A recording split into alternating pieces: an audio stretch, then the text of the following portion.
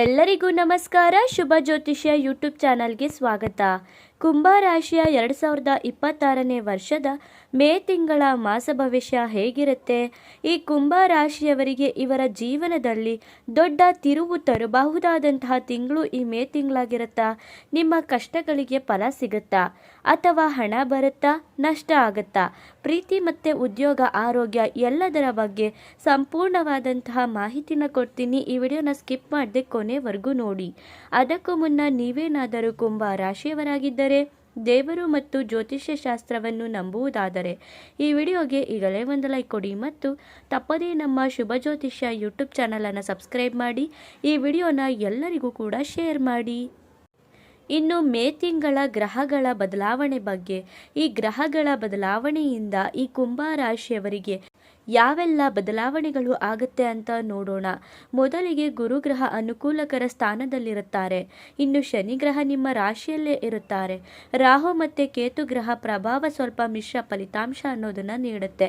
ಇವು ನಿಮ್ಮ ಜೀವನದಲ್ಲಿ ಕೆಲವು ಪ್ರಮುಖ ಬದಲಾವಣೆಯನ್ನ ತರಬಹುದು.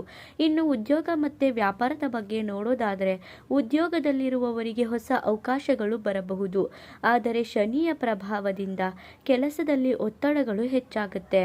ಹಿರಿಯರಿಂದ ಮೆಚ್ಚುಗೆ ಅನ್ನೋದು ಸಿಗಬಹುದು. ವ್ಯಾಪಾರಿಗಳಿಗೆ ನಿಧಾನವಾದಂತಹ ಪ್ರಗತಿ ಅನ್ನೋದು ಇರುತ್ತೆ, ಆದರೆ ಸ್ಥಿರತೆ ಕೂಡ ಇದರಲ್ಲಿ ಇರುತ್ತೆ.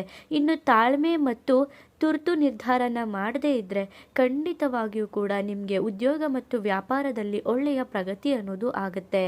ಇನ್ನು ಹಣಕಾಸಿನ ವಿಷಯದ ಬಗ್ಗೆ ಮಾತನಾಡೋದಾದರೆ, ಹಣದ ಆಗಮನ ಅಂತೂ ಖಂಡಿತವಾಗಿಯೂ ಆಗುತ್ತೆ.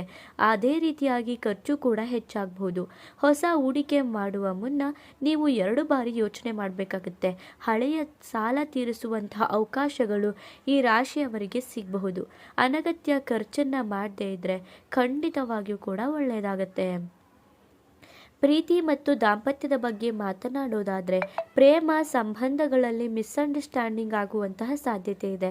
ಮದುವೆಯಾಗದವರಿಗೆ ಸ್ವಲ್ಪ ತಕರಾರು, ಆದರೆ ಪರಿಹಾರ ಅಂತೂ ಖಂಡಿತವಾಗಿಯೂ ಕೂಡ ಇರುತ್ತೆ.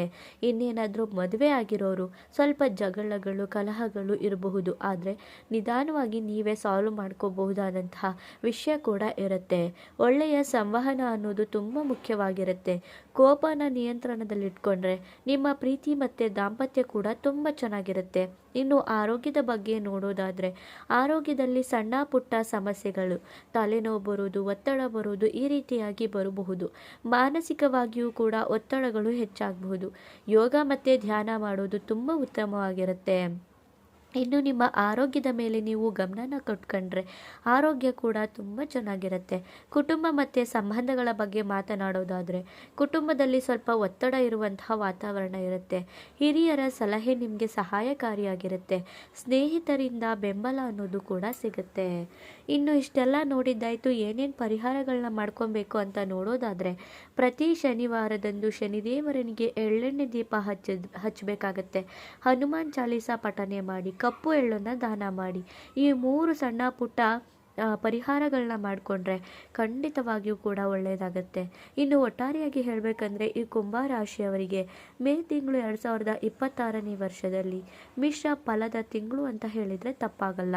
ತಾಳ್ಮೆ ಮತ್ತು ಜಾಣ್ಮೆಯಿಂದ ನಡೆದುಕೊಂಡ್ರೆ ಖಂಡಿತವಾಗಿಯೂ ಕೂಡ ಯಶಸ್ಸು ನಿಮ್ಮದಾಗತ್ತೆ. ನೋಡಿದ್ರಲ್ಲ ಈ ಕುಂಭ ರಾಶಿಯವರ ಭವಿಷ್ಯ ಹೇಗಿತ್ತು ಅಂತ. ನಿಮ್ಮದು ಕೂಡ ಕುಂಭ ರಾಶಿಯಾಗಿದ್ದರೆ ತಪ್ಪದೇ ಈಗಲೇ ಶನಿದೇವ ಅಂತ ಕಮೆಂಟ್ ಮಾಡಿ. ಧನ್ಯವಾದಗಳು.